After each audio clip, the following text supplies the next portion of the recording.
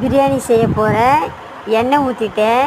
பட்டை லவங்கம் போடணும், கருவேப்பிலை போடணும், வெங்காயம் போடணும், கொஞ்சம் வதக்கணும், பச்சை மிளகாய் போடணும்,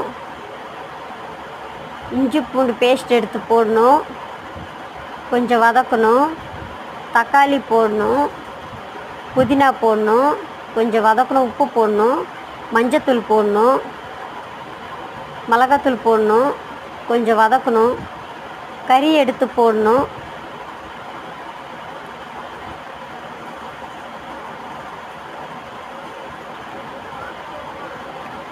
அரிசி எடுத்து போடணும், தண்ணி ஊற்றணும்,